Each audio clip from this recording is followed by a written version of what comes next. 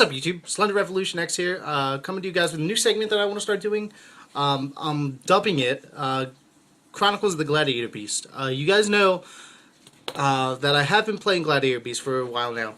I'm a huge fan of the deck, and I think it's really underestimated every format, and it tends to stick around on like a lot of different archetypes that have kind of seen fizzle. I mean, you're looking at, this is from Gladiator's Assault, so we're talking like 4 or 5 years ago that these came out. Haven't really gotten any other support since then, and I think it's pretty awesome that they've been able to stick around, and that's why I tend to play it. And it's a very innovative deck, and I believe, and it can create insane advantage very quickly. So in this segment, I'm going to teach you tricks, tips, cards that you may not think were very good, just like this episode, and to help you get an understanding of what I'm trying to do here, and how I like to play my Gladiator Beast decks. So in this episode, I'm basically going over my favorite, by far, Gladiator Beast, Gladiator Beast Secutor. This card's incredibly underrated, and I think that in the right deck, with the right lineups, this card can be incredibly potent to your opponent. Especially, I mean, since it's come out, it's very viable to make Hercules play, or Heraclinos plays, Gazaris plays, Exceeds plays, which is the biggest thing in the game today. So I'm going to dive into some stuff over this, but I'll switch the camera around, get down on the table so you guys don't have to stare at my ugly mug anymore. So let's get into it.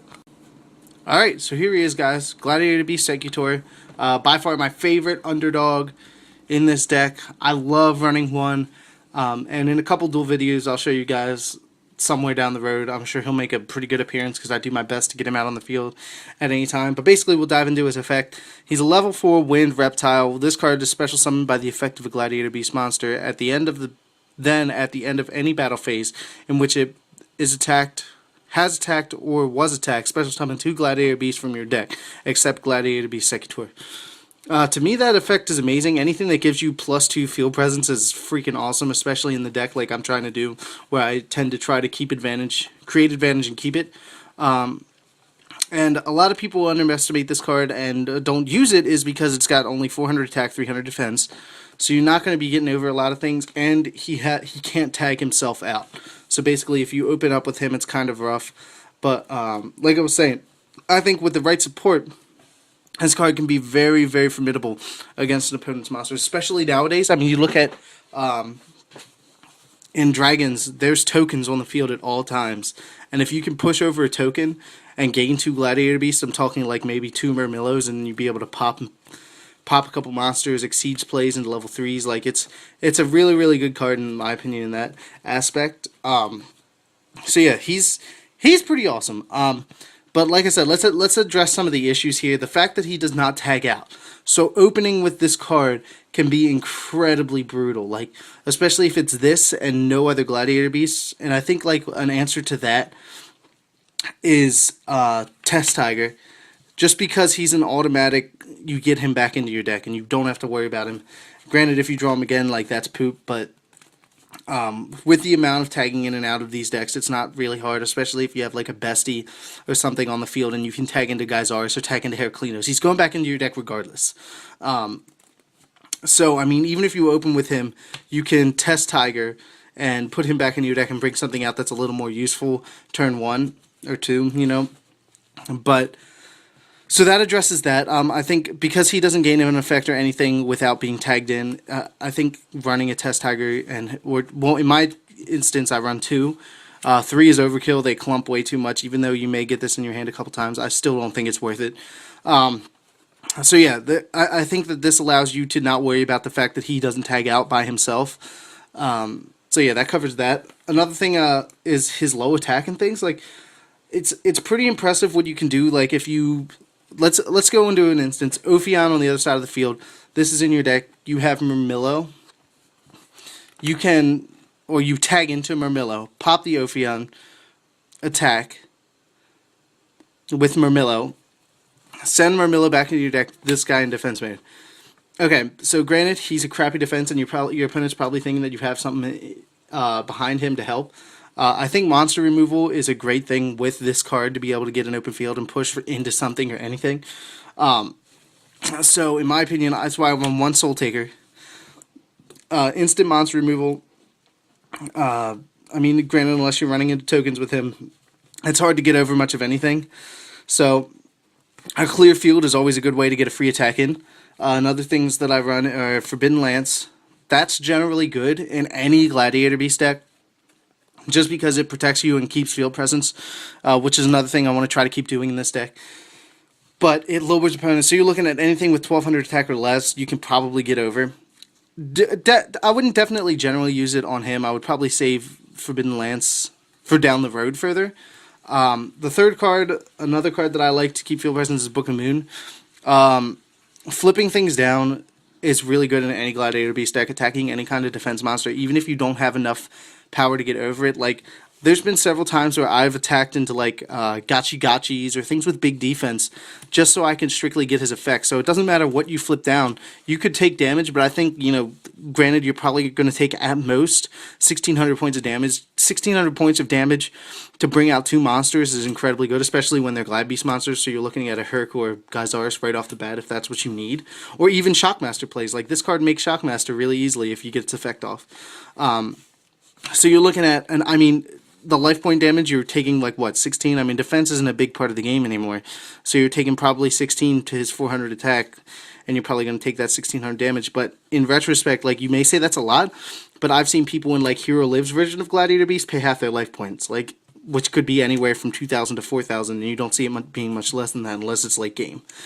So I think with Book of Moon, this can become a very formidable card. Especially since Test Tiger's real and you can actually, like, get him early game, late game, whenever you need him. And then, last but not least, I have a couple trap cards that I like to protect this guy. And I think all these trap cards fit well in my Gladiator Beast deck in general.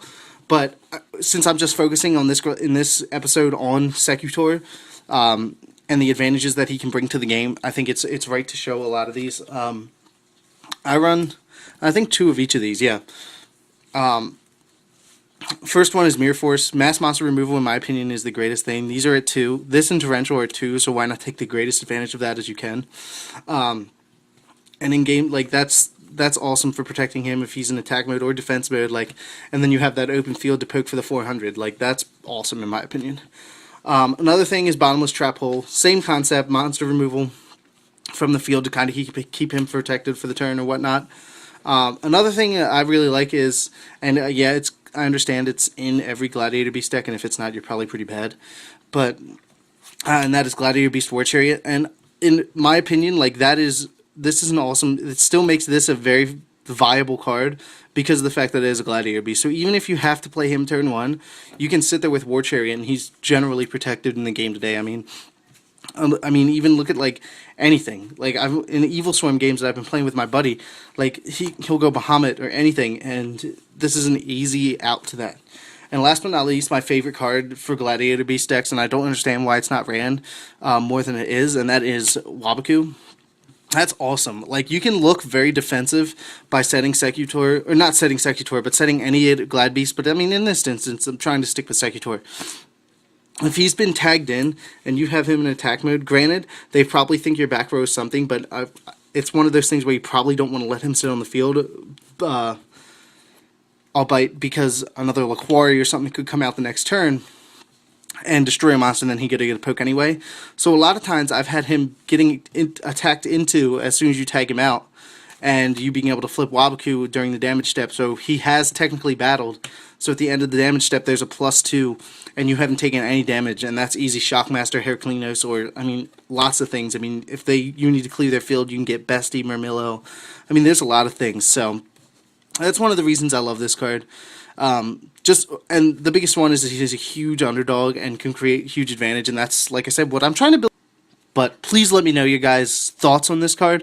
I understand that I'm probably getting a lot of trash, but I don't even care. Like, to me, this card does what I'm looking for something to do, and that is create that advantage on the field and create those Shockmaster plays, those Heraclinos plays, those Gyzaris plays. And for not a lot of commitment. Like, especially if you're able to get him out with a Test Tiger, like, that's so awesome. But yes, please, thanks guys for watching. Give me your input on Secutor. Granted, he is my favorite. If anybody, like, could send me an awesome picture of him to be able to put on a mat. I mean, I understand I probably won't get a ton of views, but whatever. Thanks for watching, guys. Like, comment, subscribe. Join the Slender Revolution army today. I'm trying to get a bunch of people to subscribe and stuff. Get my name out there, and you know, all that good stuff. So more videos to come. This is the episode 1 of the Chronicles of the Gladiators. Thanks for watching, guys. See you next time.